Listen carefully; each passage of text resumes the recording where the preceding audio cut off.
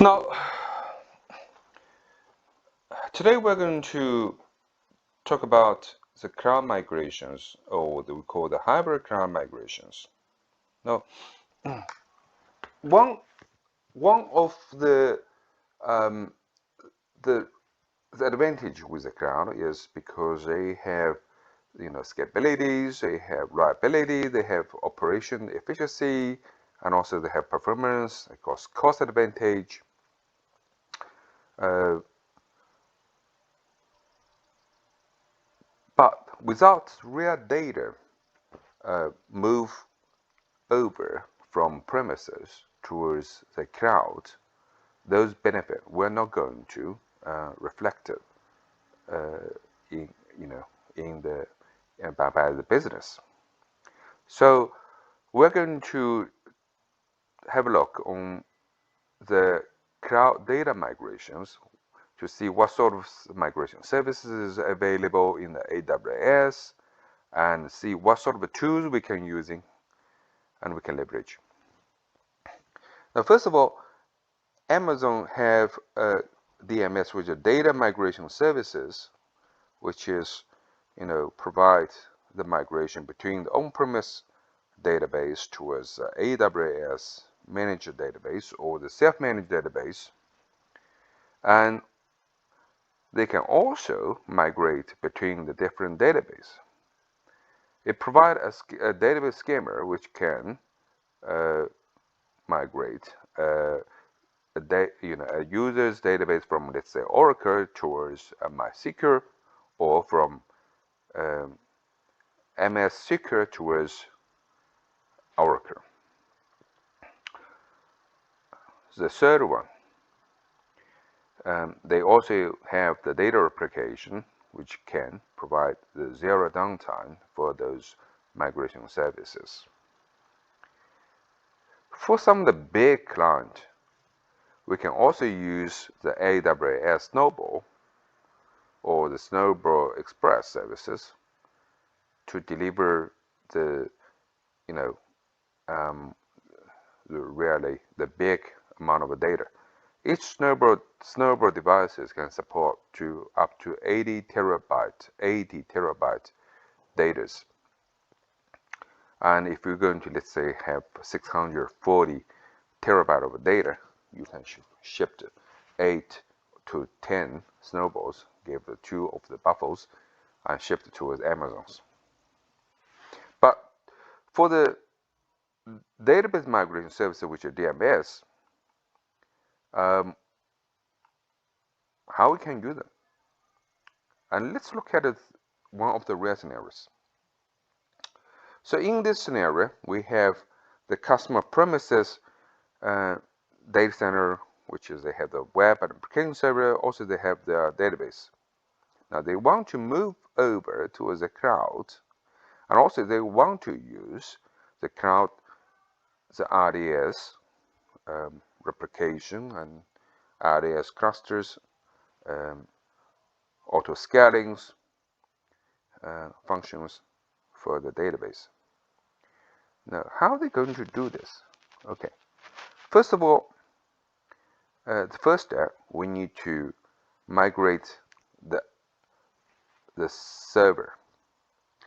The server, by picking up the right EC2 instance and AMI, and also the runtime environment, we can clone and we can replicate the services images towards AWS.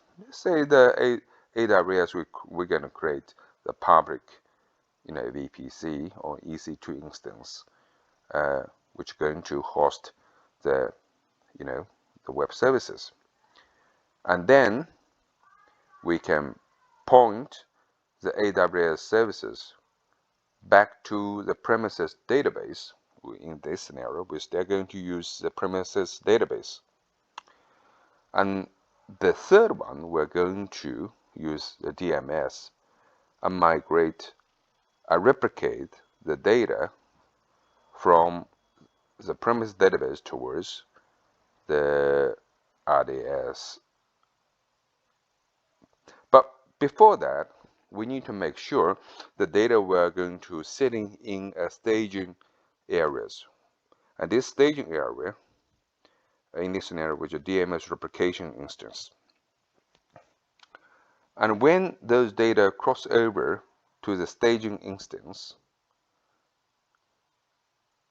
on the same time, the data will be right to the target, which is RDS groups, and RDS can also replicate the data to other RDS instances within the group. Now, whenever there's a changes during the migrations of the source database, those CDC, which is incremental data, we're going to replicate over to the DMS replication instance. And further, this data replication changes will also give me right to the target within the RDS servers. Now, RDS, let's spend a little bit of time to talk about the RDS. One of the RDS advantage, the advantage of the RDS is not just have the auto scalings, so you can add up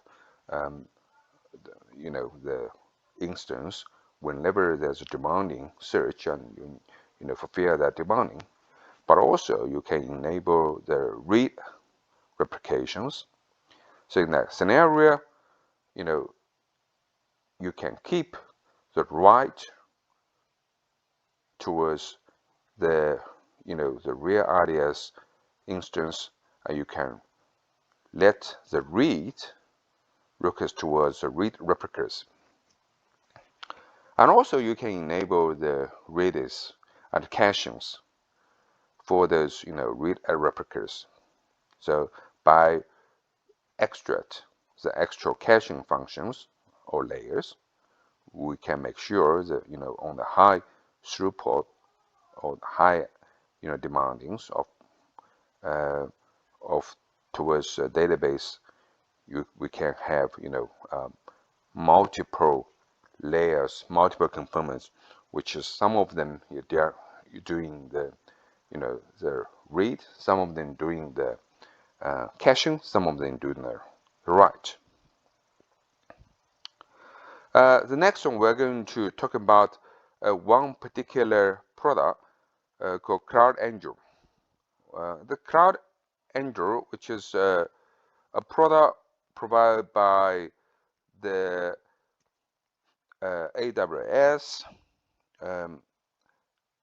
So let's say the customer premises, they have Oracle database, and also they have some of the Microsoft SQL service.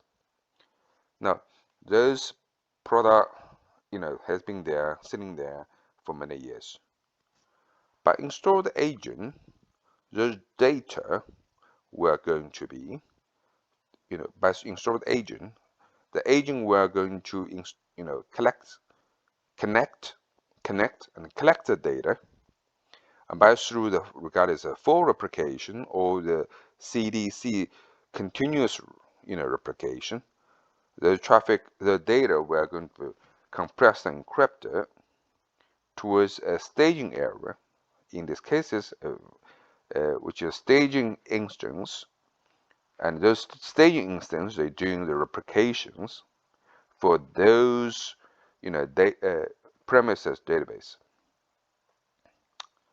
And when those staging instance data, when it's ready, you were also going to write to those production, AWS production database instance. Through the replication, through the orchestras, and through the, and so when those data we are going to fully replicate it towards AWS database, we can point those application server towards a new database instance within the AWS service, within the AWS database.